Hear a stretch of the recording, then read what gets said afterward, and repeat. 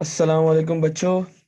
आज जो है हम चैप्टर 2 पढ़ रहे हैं। चैप्टर 2 में हम चैप्टर 2 का पेज नंबर 13 पढ़ रहे हैं और इसमें क्या है हमारे पास रीनेमिंग का टेबल। रीनेमिंग का टेबल में हमारे पास क्या होता है? रीनेमिंग का टेबल, रीनेमिंग का क्या मतलब होता है? रीनेमिंग का मतलब होता है हमारे पास कि हम किसी भी टेबल का जो है नाम चेंज कर सकते हैं। अब टेबल क्या होता है? जो हम डेटाबेस की पूरी जो शीट बनाते हैं ना, वो शीट हमारे पास बेसिकली एक टेबल कहलाता है। ठीक है, तो टेबल को रीनेम करते हैं किस तरह? अब यहाँ पे हमारे पास मेथड लिखा हुआ है।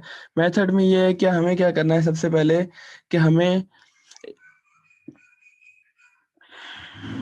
हमें सबसे पहले क्या करना है कि हम जो हमारे पास एक राइट साइड में आपके पास लेफ्ट साइड में एक ऑप्शन आ रहा होगा। आपके पास लेफ्ट साइड में एक ऑप्शन आता है जब भी आप एक्सेस यूज़ करते हैं, शायद मेरे पास यहाँ पे होगा भी सही, लेकिन मैं आपको दिखाऊंगा थोड़ी देर तक। तो आप उसमें क्या कर सकते हैं कि आप उधर जाएंगे। ठीक है, जाने के बाद आप जो फाइल पे काम कर रहे हैं ना, बेसिकली आप उस फाइल को सिलेक्ट करेंगे। उस फाइल को सिलेक्ट करने के बाद देखें, जब आपने वर्ड यूज़ किया होगा या इस तरह के जब सॉफ्टवेयर यूज़ किए होंगे, तो जो टेबल आप बना रहे होते हैं आप उनको चेंज भी कर सकते हैं, डिलीट भी कर सकते हैं, रीनेम कर सकते हैं। ये तो एक बेसिक ऑप्शंस होता है हमारे पास। ठीक है, तो बेसिक ऑप्शंस में हमारे पास यही होता है कि जब हम टेबल, जिस तरह टेबल भी बना रहे हैं, हम उस टेबल का भी नाम चेंज कर सकते हैं। नाम चेंज करना तो ज़ाहिर है यार, फर्स्ट प्रायोरिटी होती है हर चीज़ की। अब अगर मुझे कोई टेबल बनाना है, मैंने शुरू में उसका नाम नहीं दिया और मैं बाद में चाहता हूँ कि मैं उसको बाद में दूंगा, तो मैंने ये सोचा है कि ठीक है, अभी मैं टेबल पे काम कर लेता हूँ, बाद में आऊंगा टेबल पे और सिंपली उसे रीनेम कर दूंगा। ठीक है मेरे पास। तो हम यही करते हैं। सबसे पहले हमने क्या करना है कि टेबल बटन को सिलेक्ट करना है डेटाबेस विंडो में। ठीक है, और उसमें क्या करना है, हमें सिलेक्ट करना है नेम ऑफ द टेबल जो है ना, वो हम सिलेक्ट करेंगे। तो वो सिलेक्ट करने के बाद क्या होगा, हमारे पास हाईलाइटेड हो जाएगा। ठीक है, हाईलाइट हो जाएगा हमारे पास। हाईलाइट होने के बाद क्या करेंगे, हाईलाइट होने के बाद हम ये करेंगे कि अब हमारे पास देखें रीनेम के जो ऑप्शंस होते हैं ना, वो इस तरह से होते हैं कि देखें पीसी में जो आपके पास कीबोर्ड पे एक बटन बना होता है F2। ठीक है, आप उसे F2 से भी कर सकते हैं या फिर आप क्या कर सकते हैं, आप राइट क्लिक करके भी आपके पास एक ऑप्शन होता है रीनेम। ठीक है, वो भी आप कर सकते हैं। अब यहाँ पे हमारे पास क्या लिखा हुआ है कि हम जो है एडिट मेन्यू में जाके रीनेम कर सकते हैं।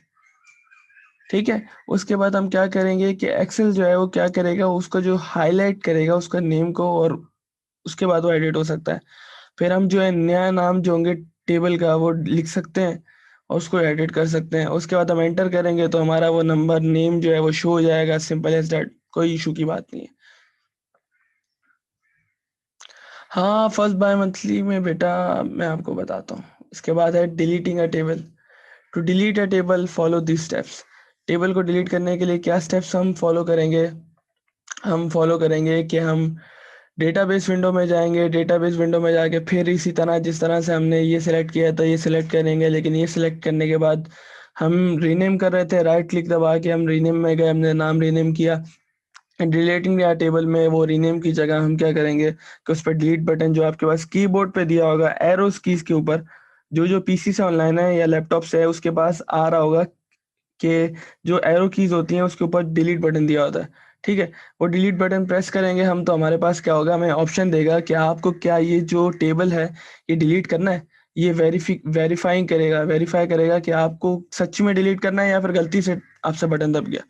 आपने यस करना है, आपका जो वो टेबल जो था जो आपने सब बनाया हुआ था वो क्या होगा, डिलीट हो जाएगा।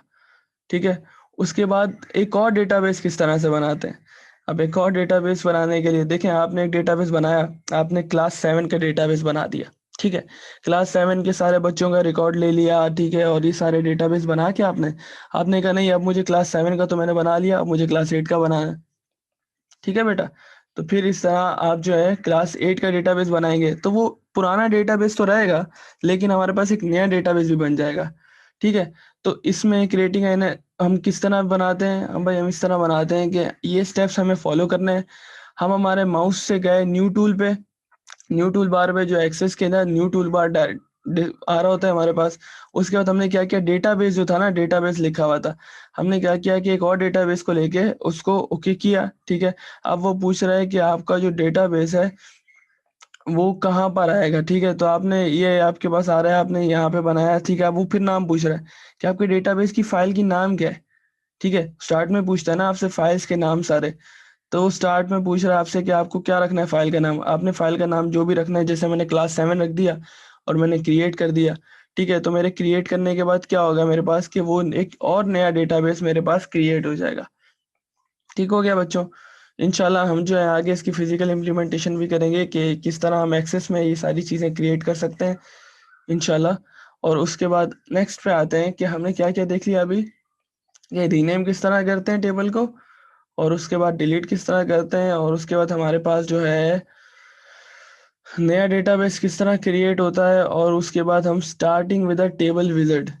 टेबल विज़ार्ड जो है बेसिकली आपके पास क्या है कि आपके पास एक डेटाबेस विंडो है। ठीक है, इसमें आप क्या कर सकते हैं, इसमें जो है ना आप कुछ प्री डिफाइंड सेटिंग्स होती हैं एक तरह की, तो वो आप इंपोर्ट करवा सकते हैं, इम्प्लीमेंट करवा सकते हैं। जैसे कि अगर मैं इधर जा देखे ना, अगर मेरे पास यहाँ पे देखिए बनी हुई है mailing list, contacts, customers, employees, products, orders.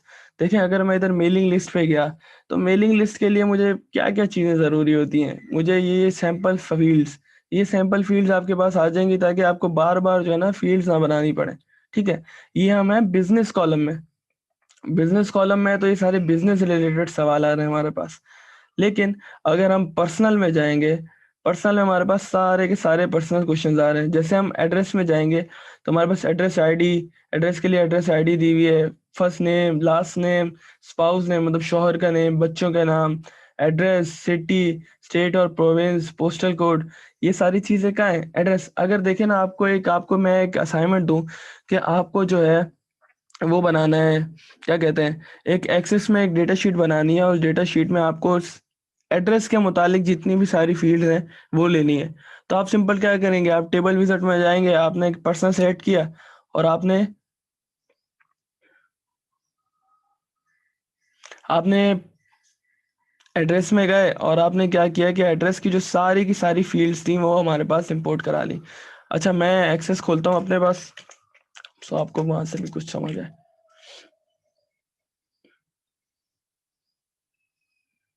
ठीक है बच्चों, मेरा एक्सेस शेयर हो रहा है आप लोगों के पास। सर ये बेटा ये चैप्टर जो है हमारे पास चैप्टर 2 है।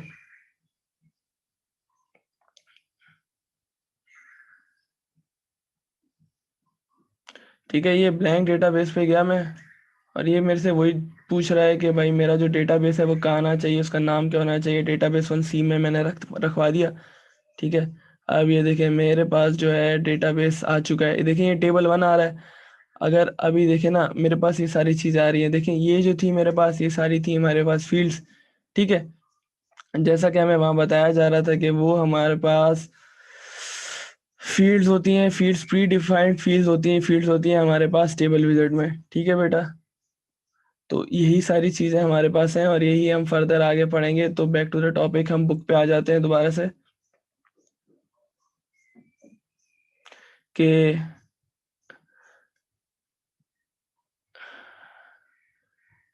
हमने टेबल विज़ार्ड में प्री डिफाइंड सेटिंग्स को इंपोर्ट करवाया। ठीक है, ये सारी हमारे पास प्री डिफाइंड फील्ड्स पे बने हुए थे, address, ID, first name, last name.